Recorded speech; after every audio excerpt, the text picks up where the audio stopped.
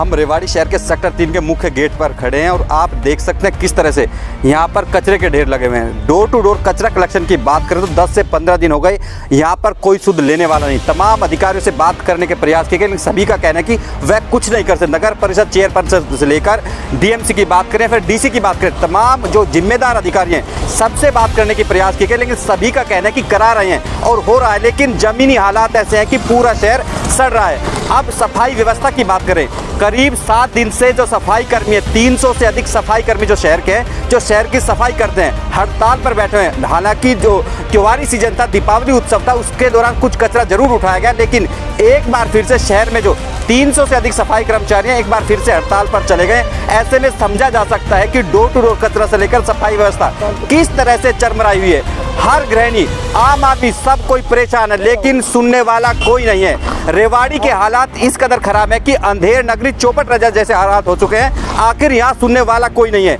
चुनाव के दौरान, नगर परिषद के चुनाव जब हुए थे, तमाम दावे किए गए थे। शहर को अहिरवाल का लंदन बनाने की बात कही गई थी। सीएम से लेकर के प्रदेश के केंद्रीय मंत्री राव इंद्रजीत, विधायक, तमाम नेता यहाँ पर पहुंचे थे और तमाम दावे भी किए गए थे। चेयरपर्सन पूनम यादव को लोगों ने मतदान इसलिए किया था ताकि शहर की दशा और दिशा को सुधारा जा सके, लेकिन सुधार की बजाय हालात बदतर होते जा रहे हैं। ऐसे में सवाल है कि इसका जिम्मेदार कौन है। हमारे पास कुछ शहर के कुछ जागरूक लोग जो कि लगातार शहर के तमाम मुद्दों को उठाते हैं और कहीं ना कहीं उनके समाधान का प्रयास भी करते हैं। लगातार उनकी जो एक एक्टिविटी रहती है बेहद ही प्रशंसनीय है और कहीं ना कहीं लगातार काम करते हुए भी दिखाई देते हैं। जो काम जिम्मेदारों को करना चाहिए था, अब ये लोग कर रहे हैं। आज हमारे साथ मौजूद है, इनसे ही जानेंगे आखिर जिम्मेदार कौन है और हालात कैसे सुधरेंगे। सर, क्या नाम है आपका? परमात्मा शरण यादव। शहर के हालात बदतर हो चुके, 15 दिन करीब हो गए, कहीं ना कहीं शहर सड़ रहा है। किसको जिम्मेदार मानते हैं? ये सारा का सारी जिम्मेवारी नगर परिषद की है। इनके ग्रीवेंस मीटिंग में खुद इनके मंत्री ओम प्रकाश जी ने कहा था, अब भाई ये जब तक पैसे नहीं लेते तब तक चेक पास नहीं करते। खुद वहीं चेयरपर्सन बैठी हुई थी और उसका सबूत भी है। दो ये सस्पेंड हो रही है, एक पे FIR दर्ज होगी। तो यहाँ तो रेवाड़ी में तो बहुत भारी घोटाला हो रहा है। इसकी तो विजिलेंस का बहुत CBI से जांच होनी चाहिए। अब यहाँ देखो, ये सड़कें सारी टूटी हुई है, इनकी कोई रुआई धुआई नहीं। हमने खूब लिख ली। तमाम तरह की शिकायतें लोग करते हैं, लेकिन कहीं ना कहीं समाधान होता हुआ दिखाई नहीं देता। आखिर लोग करें तो करें क्या? कोई समाधान नहीं है। आपने CM विंडो में, ग्रीवेंस में, DC साहब को सब जगह दे ली, EO को भी दे ली, कोई समाधान नहीं है। कचरे का ढेर लग रहा है, पैसे हर महीने ये अपने आप ले लेते हैं। आजकल डोर टू डोर कचरा तमाम 1 साल से टेंडर नहीं हो पाया, रेन्यू तक नहीं कर पा रहे उसको। आखिर चेयरपर्सन पूनम यादव को इसलिए नियुक्त किया गया है ताकि शहर के जो तमाम जो शिकायतें हैं, समाधान, जो समस्या है, उनका समाधान किया जा सके, लेकिन आज तक हालात बदतर होते जा रहे हैं। समस्या का समाधान एक भी ना हुआ, बल्कि बढ़ती जा रही है। पीछे पोस्टर लगाने की ठेका दिया था, उसमें भी डिस्प्यूट चल रहा है। कचरा वाला था, उसमें भी डिस्प्यूट चल रहा है। बस सिवाय घोटालों के इसमें रेवाड़ी की नगर परिषद में कुछ है ही नहीं।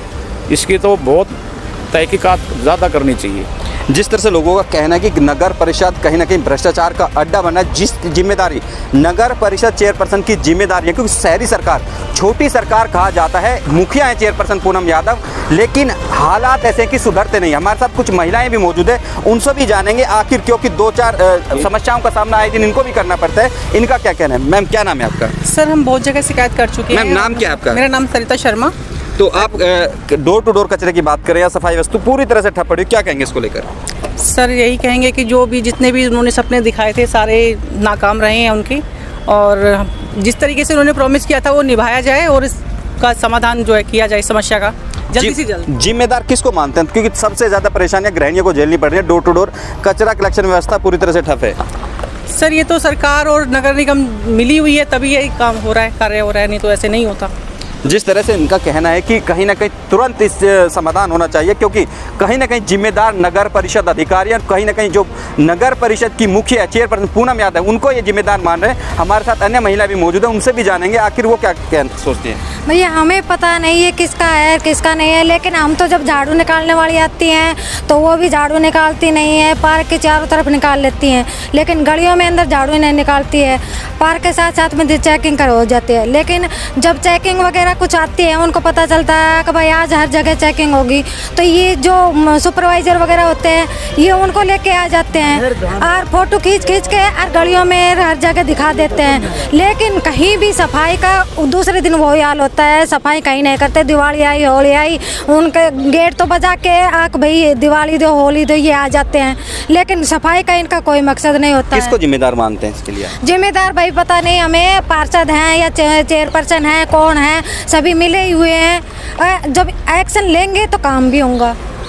देखिए कहीं ना कहीं महिलाओं में नाराज़गी भी है, क्योंकि तमाम परेशानियों को इनको सामने करने पड़ता है और कहीं ना कहीं सबसे ज़्यादा जो परेशानी झेलती हैं महिलाएं झेलती हैं, वो कचरा कहीं ना, जो घर से आए दिन करीब रेवाड़ी शहर से 80 से 100 टन कचरा डेली निकलता है, लेकिन पिछले 15 दिन से कचरा कहीं प्लाट में डाला जा रहा है, इधर उधर फेंका जा रहा है। ऐसे में समझा जा सकता है, तमाम दावे किया जाता है कि डेंगू फैल रहा है। डेंगू को जो बेसिक जो जिम्मेदार माना जाता है, कहीं ना कहीं जो सफाई व्यवस्था कहीं मानी जाती है, सफाई नहीं होने के चलते डेंगू भी ज़्यादा फैल सकता है। ऐसे में समझा जा सकता है कि शहर किस ओर आगे बढ़ रहा है। हमारे साथ अन्य लोग भी मौजूद हैं, उनसे भी जानेंगे आखिर जिम्मेदार कौन है और समाधान किस तरह से निकल पाएगा। सर क्या नाम है आपका? मेरा नाम एडवोकेट विजय कौशिक है।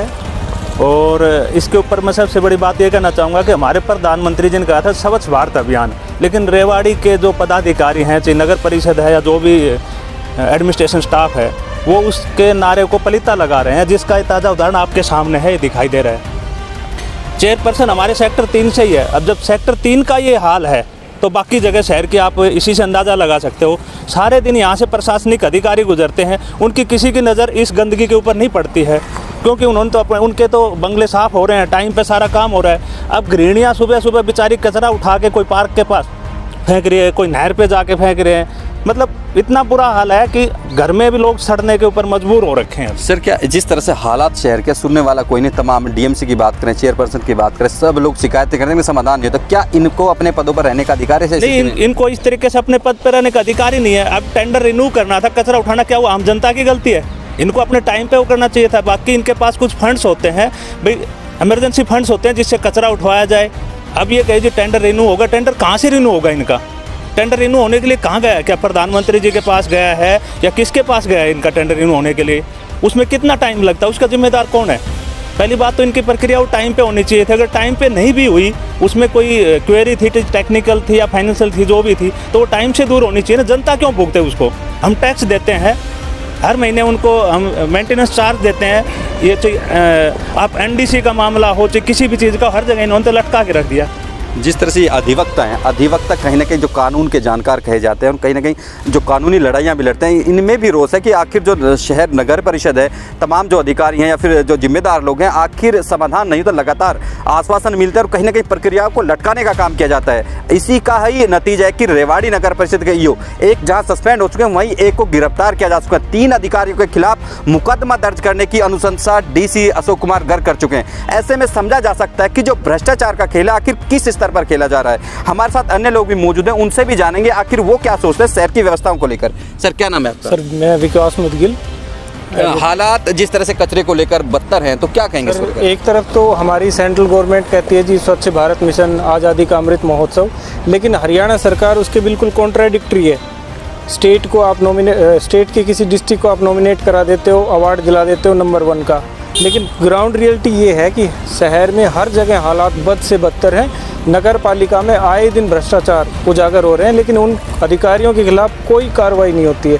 यहाँ पे बिल्कुल आंख मिचौनी वाला खेल है, किसी का कोई किसी की तरफ ध्यान नहीं है।